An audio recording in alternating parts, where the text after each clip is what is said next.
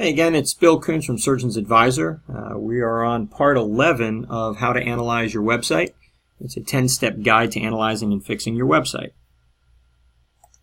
So with part 11, we'll be looking at the user experience and performance. So it's step 6 in our 6-step process. And we're going to look at Google Page Speed Insights. Okay, you can see I opened up Google in a browser and I went ahead and searched for the Google Page Speed Insights tool, and we're going to be clicking on the very top one. It's part of the developers tools in Google.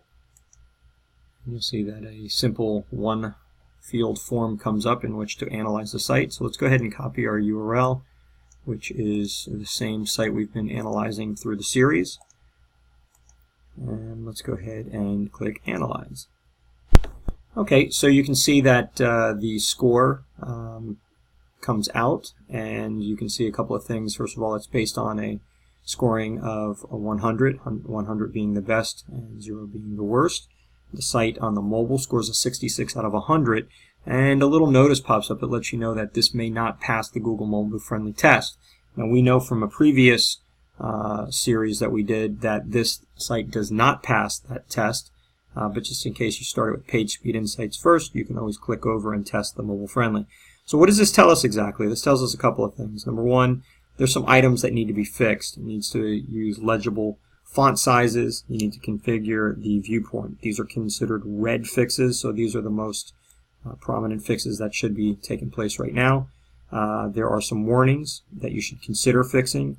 Avoid the plugins, and they list specific ones as to what you should be staying away from, and it's telling you you should not be using Flash, which is good advice from Google, and also the tap target size approximately.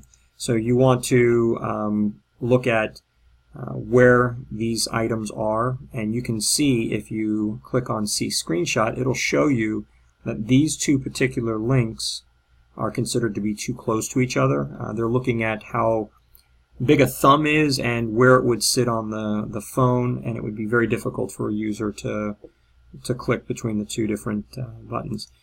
It also then looks at your speed. This is more of the user experience speed. So it's getting an 89 out of 100, which is not bad. I've seen worse, and you certainly can see also that it gives you some ideas on how to continue fixing. Minifying HTML and JavaScript, consolidating CSS, using some leveraging of the browser caching, optimizing your images, etc. are some of their recommendations. Now, this also tells you about your desktop as well. Now, interestingly enough, Dr. Simon's desktop does score very well. From an aesthetic standpoint, it certainly could use a facelift, no pun intended. But overall, as far as Google's concern is, the desktop version of the site, there are only a few warnings for it. Aside from that, it actually scores very well, which is surprising. Okay, let's go ahead and take a look at a site that Surgeons Advisor does manage. This is a Miami surgeon. His name is Dr. Jeff Epstein. He is considered one of the premier hair restoration surgeons in the country. So let's go ahead and take a look at his website, foundhair.com. Okay, so you can see that Dr. Epstein's site finished its analysis, and you can see that Google is showing that it has a 95 out of 100 for the mobile. It's getting 100 out of 100 for the user experience. No issues were found. And it does, even though it didn't get a full 100 out of 100, it tells you just some of the minor things that you can look at fixing, and again, it tells you how you can fix it and what the results will be. Again, with the desktop, you can look and see that the desktop is scoring an 87 out of 100, which is considered a green passing score. There are some things that can be looked at as far as fixing, and certainly we'll continue to make sure that Dr. Epstein's site is scoring as well as it can.